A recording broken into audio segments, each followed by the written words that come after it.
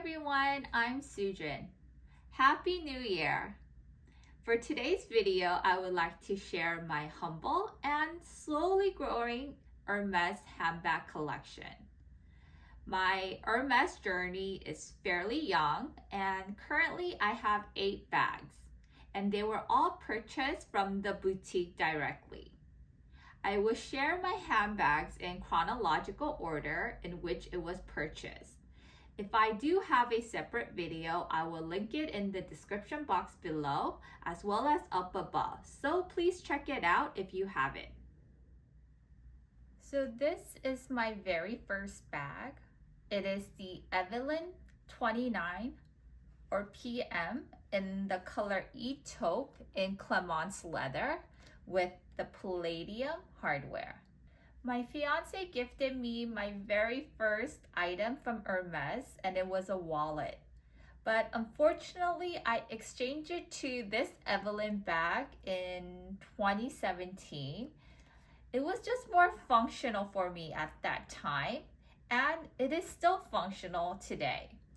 I feel like the Evelyne PM, it's a good, easy, everyday bag. For myself, this is just a pick up and go kind of bag. And with it in Clemence leather, it has a very relaxed and slouchy look. It fits a lot, but it does get a bit heavy since the leather itself is pretty heavy. I don't use an insert, so when my items are inside, you can't see the item through the H perforation. And the items will drop to the bottom and you will have bulges. But I feel like it has maintained the shape pretty well after many years of abuse. For the interior, the bag is unlined. So it is in a natural suede leather and the fibers or the fuzziness can collect dirt. So once in a while, I would turn my bag upside down and give it a good shake or gently brush away any dirt or debris. For the removable strap, I have it adjusted at the shortest length. Even though it is on the shortest length, it is a bit on the longer side when I have it on my shoulder. So I prefer this bag as a crossbody mainly due to that reason. I just wish the strap was maybe an inch shorter. Because of where this bag hits and it's pretty deep, I can't really reach inside my Evelyne bag. I would have to pick up the bag higher to reach in. It's not a big issue, but something if I had to nitpick. I really like the fact that the PM size has a back pocket. I think the perfect combo would be an Evelyne bag in the size between the TPM and this PM size with a back pocket and a shorter strap length. So this is my Bolide 1923 mini in the color Rouge Decor, and inside is Bleu de Nord, and it's called a Verrou because the outside is one color and the inside is a different color, and the leather is in ever color with the palladium hardware. So this purchase was really the start of my Hermes journey in 2020 with my current essay. I requested a Bolide 25 or a 27 in the color red. And my essay offered me this mini Bolide since there were no size 25 or 27 available. There was no wait list. I went to the boutique and left with the bag. It seems like nowadays, all mini bags from Hermes has a wait list. This is such a cute little bag with this color combo. It is such an adorable little thing, somewhat childish in a way due to the size and maybe the color, but it fits a lot of stuff for the size. For me, this is more of a daytime bag. I like to carry it with my relaxed clothes, giving it off a very cute style. I love that this bag is a Verso, showing off that pretty blue interior whenever I open the bag. This is my Verrou Chaine mini bag in the color Bleu de Malt in the matte alligator leather with the gold hardware. I have my very first YouTube video and it is a 1-year review of my Verrou Chaine mini bag, so please check it out. I will link it in the description box below and up above. This is my very first exotic. I have always wanted to purchase a Chanel classic flap in a matte alligator leather. I had a mental note that one day if I was financially stable, that I would definitely purchase it. But as you know, in 2018, Chanel discontinued the use of exotic skins. So that was that. I went to the boutique and I asked my SA for a matte alligator in the synthetic bag. I will put a photo of the bag. It is a bulky, boxy type of a bag with a very unique class design. And it has a metal chain.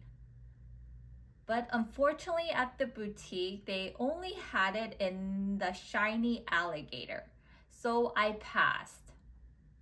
And I did tell my SA if the boutique do receive the synthetic in the matte alligator, then to let me know. So my SA told me about the Verrou Chaine mini bag and it was available in the matte alligator in the color blue.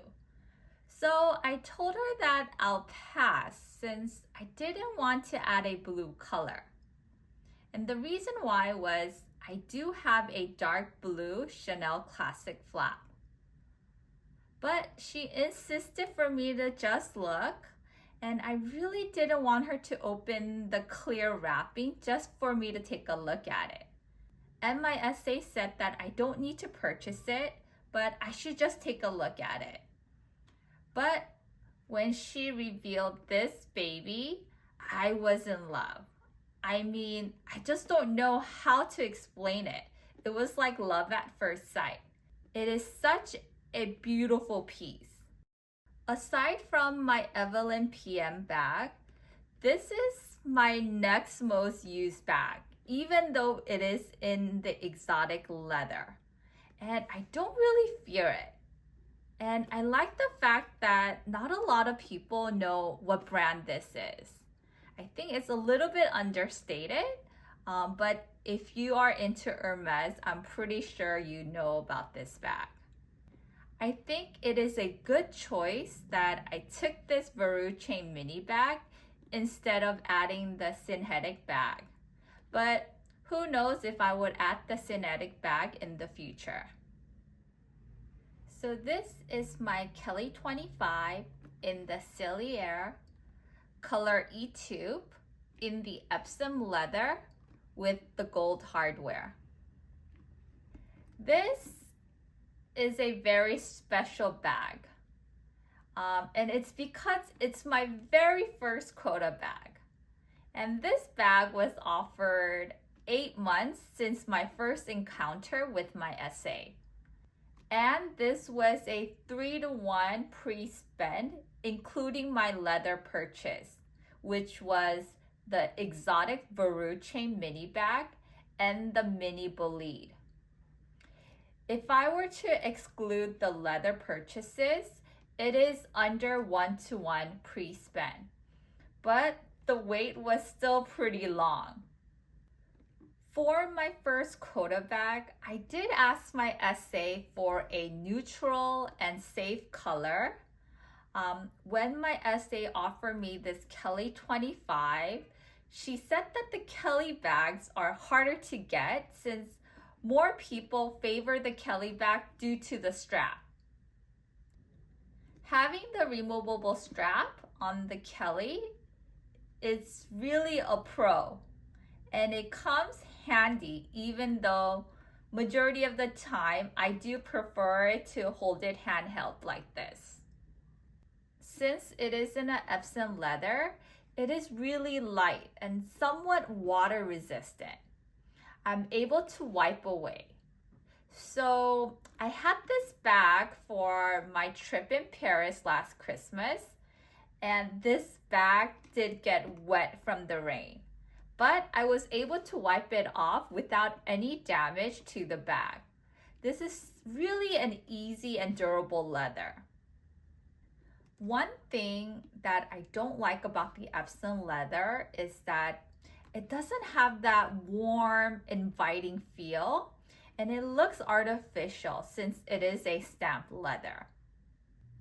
So if you see here, both are in a color taupe. The Evelyne is in Clemence and the Kelly in Epsom.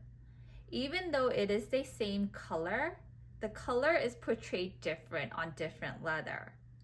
On the Clemence, it is more richer and darker compared to it on the Epsom leather. So this is my Birkin 25 in the color noir in ostrich leather with rose gold hardware. After I received my Kelly 25 E-tube, my fiance expressed to my SA if it will be possible to get a Birkin before the end of the year, since he kind of prefers the Birkin compared to the Kelly. Before the year ended, 2 months after my first Kelly 25, my SA offered my fiance this Birkin 25 in ostrich. I guess if you want something, definitely ask your SA, or anything in life in general. If you don't ask, then you will never know, and the worst that can happen is a rejection, and it's not the end of the world. So before the end of the year, I received one quota bag, the Kelly 25, and my fiance received one quota bag, the Birkin 25. I was a bit hesitant of the ostrich leather, but after owning this bag, I really love it. The leather is super light and durable. Hermes ostrich leather is really superior compared to other luxury brands. The follicles here are pounded down to absolutely smooth transition. For LV, Fendi, and Dior, where I have seen and touched the ostrich leather, the follicles has a smooth transition, but I always happen to find a little area where I would like to just lift up and peel the scab. It is still a great leather piece, but not as detailed as Hermes, hence a higher price tag. The lighter color ostrich leather will have a patina and staining. And ostrich leathers tend to absorb the oil so fast, but when I look at those bags, I really love how the leather has aged, and it still looks really pretty in my eyes. So I did ask my SA to offer me a light color ostrich in the future. So we will see. So this is my Constance 18 in the color B-tone in matte alligator with gold hardware. So my SA got the memo that I really love my Verrou chain mini bag in my matte alligator. So when I was at the boutique, she offered me this Constance 18 in the matte alligator. She did give me a choice in color with this B-tone with gold hardware or a black with rose gold hardware. And I chose B-tone since I thought it would be a hard color to come by. I am still somewhat afraid of this light color I make sure that I don't wear any blue jeans and always in a white or light shade clothing to avoid any mishap of a color transfer.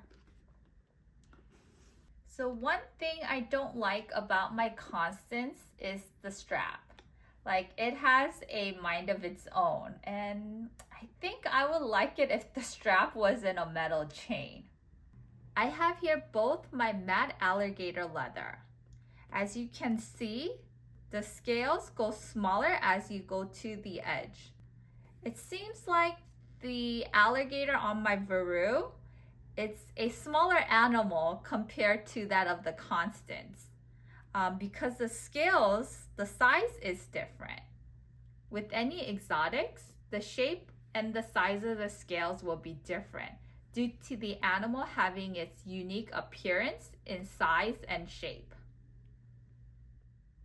This is my Birkin 25 in the color noir in the process crocodile leather with gold hardware. This is a very special piece to me because when I was in Paris for Christmas holiday last year, I had no luck at any of the Hermes boutiques. And when I came back home, my SA offered this beauty, so it was a really a pleasant surprise. And lastly, this is the most expensive bag that I own. It is pretty insane that I purchased it. I don't know if I would purchase another process crocodile since they are very costly. And I like to use my bags, and definitely not a collector to display bags on shelves. I do prefer alligator leathers since the scales are more dramatic, from large to small, and the cost is a lot lower compared to that of the process. Something interesting that I found out was that the artisan's initial is the same for my Evelyne PM and my Birkin 25 process. I do keep a log of my luxury serial numbers for my bags and my jewelries. So it was funny how this one had the same artisan's initial. And lastly, this is my Kelly 25 in the color noir in box cap leather with gold hardware. This is my most recent purchase in September 2023, and I would like to call it my birthday bag. When I saw my SA in January and was offered my process Birkin 25, I told my SA about my Paris trip and how I saw a vintage box Kelly that I fell in love with the leather. So I did request box leather back in January. So it took 8 months for me to get this bag. The box leather is so luxurious, and in a Sellier style, I just love it even more. I do see fingerprint marks on the leather after my use, so I would usually wipe it down with a cloth after each use. When I'm comparing my box to my Epsom Kelly here, definitely box leather is not easy to use. Both leathers has pros and cons and also different vibe. But I don't know if it's still a honeymoon phase, but I really prefer this box leather Kelly. It's definitely a timeless classic, and it looks so luxurious compared to my Epsom. Well, that's all for my Hermes bags. I still do have a couple pieces that I am wanting to add, but that will depend when my SA gives me that call. I hope you enjoyed this video, And if you did, don't forget to give a thumbs up and subscribe to my channel and hit the bell notification so that you don't miss any of my future videos. I hope to see you back here, and thanks for watching. Bye!